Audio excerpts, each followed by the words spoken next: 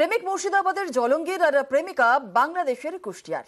কাঁটা তার আটকাতে পারেনি এই যুগল প্রেমের সীমান্ত পার ওপার বাংলায় গিয়ে প্রেমিক গ্রেপ্তার। 3 বছর জেলে শেষমেশ বাড়ি ফিরলেন জলঙ্গির আমফান।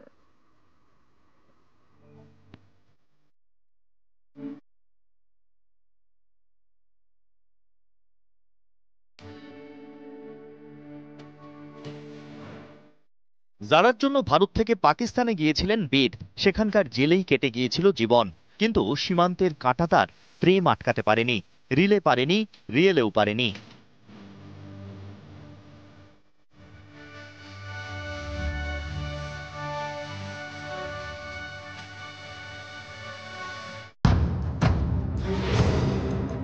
মুর্শিদাবাদের জলঙ্গির আমফান শেখ, নামে ঝড় প্রেমেও ঝড়।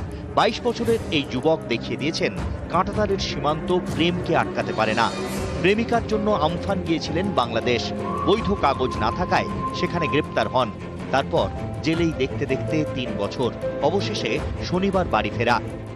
আমার সম্পর্ক হয়েছিল অনলাইন। 3 মাস কথা বলার পর আমার সঙ্গে দেখা করতে চাই। সে দেখা করতে চাইলে আমি দেখা করতে যাই। 3.5 মাসের সম্পর্ক, দেখা করতে যাই। দেখা করে আসার সময় 3টে ছেলে আমাকে বিজেপি দিয়ে ধরিয়ে দেন। আমফান পেশায় নির্মাণ শ্রমিক। বাংলাদেশের কুষ্টিয়ার এক তরুণীর সঙ্গে প্রথমে সোশ্যাল সাইটে আলাপ, সেই থেকে প্রেমের টানে বাংলাদেশে প্রেমিকার কাছে যাওয়ার সিদ্ধান্ত। 2020 সালের 9 সেপ্টেম্বর জলঙ্গির ঘোষপাড়া সীমান্ত পেরিয়ে বাংলাদেশের কুষ্টিয়ায় প্রেমিকার বাড়িতে।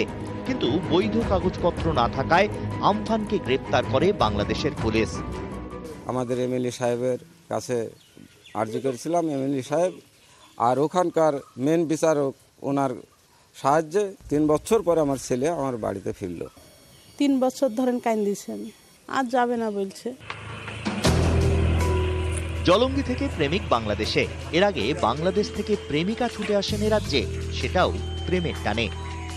গত বছরের জানুয়ারি প্রেমিকের খোঁজে বাংলাদেশ থেকে কোচবিহারে আসে এক নাবালিকা। বৈধ কাগজ না থাকায় তাকেও গ্রেপ্তার করা হয়। এখন সেই নাবালিকার ঠিকানা সরকারি হোম। এবার আরেকটি ঘটনা।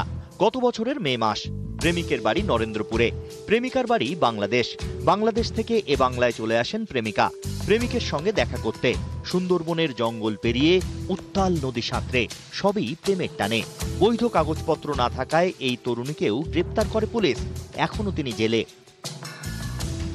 জলঙ্গির যুবক অবশ্য ঘরে ফিরেছেন বাংলাদেশে 3 বছর জেল খাটার পরে, শুধু প্রেমের জন্য।